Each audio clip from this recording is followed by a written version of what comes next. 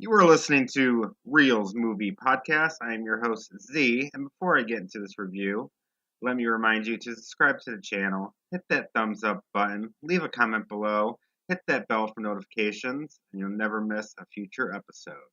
Today I'm going to review yet another movie based on a best selling book. I am talking about The Sun is Also a Star. Natasha Kingsley is a young quantum physics student who, on an ordinary day, meets a charming young would be medical student, Daniel Bay. The two quickly form a romantic relationship, but must struggle to keep it together in the wake of Natasha's family facing deportation back to Jamaica. Sitting in the theater watching this, there's just something consistently bugging me about this movie. I just couldn't put my finger on it until maybe good two-thirds of the movie. Then it just freaking hit me. Many of the shots in this movie are completely out of focus. It's you have the center characters there, they did a faraway shot, and everything else is blurry except the characters. I don't know if that was a filmmaking standpoint or the director's point of view of how they wanted to do it, but it was very annoying. And also, many of the scenes, the top and the bottom part of the screen was blurry. I it just took it away from the movie. It happened way too often and literally took your eyes away from the screen because it was so annoying. It was just a major eyesore. But this movie felt more like an independent movie that was filmed entirely on a weekend rather than a big studio movie. They lingered on establishing shots way too long. I mean, I get it. New York City has a lot of beautiful scenery.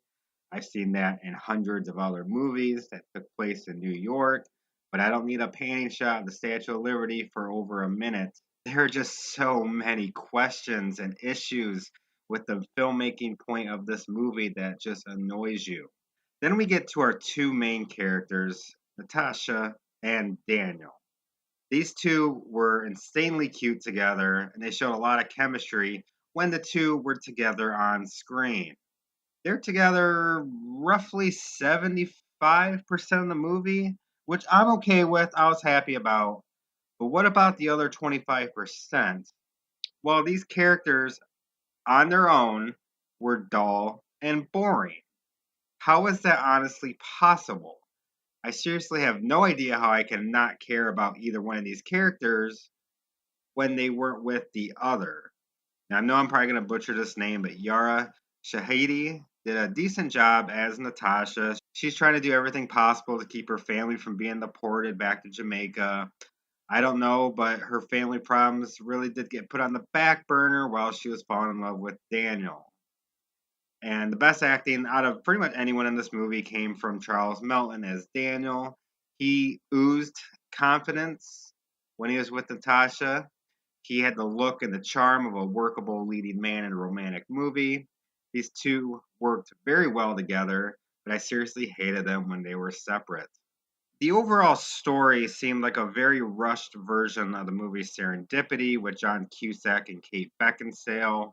All these little things happened, and Daniel keeps saying it's destiny and fate, while Natasha doesn't believe in any of that at all. These instances that happened that brought them together and forged their relationship felt forced, and they just dug that into your brain. The instances and the small occurrences, they just drilled it in there. One of the examples is Daniel and his friend are stuck in the subway, and as always, you have the people bitch and moan. Then the conductor gets on the PA system and tells them about a story about being stuck with his friend and they were being late. Then said it was the morning of 9/11 with, and if his friend arrived on time, he would have been in the World Trade Center during the attack. Stuff like that they drilled in there. Not the 9/11 stuff. I'm talking about the fate. And if you were stuck there, you needed to be there at that certain point. Or if you went one way or went the other way, it all happened for a reason. They just burned that into your skull, and it was very annoying. One of the also major headaches of the movie was the overall pacing. For some reason, throughout, just randomly, we get a history lesson about things that don't mean anything to the story. We get one about Natasha's parents, who we barely see at all throughout this whole movie, maybe a good overall 5 minutes at best. You get a story about Daniel's family owning a black hair care store and the history of wigs from Korea. Then we get the history of Korean names. Honestly, what was the point of these stories inside the overall main story? Was it to drive the runtime up of an hour and 40-minute movie? There was no need for that, and it just killed any momentum that the movie tried to build for itself.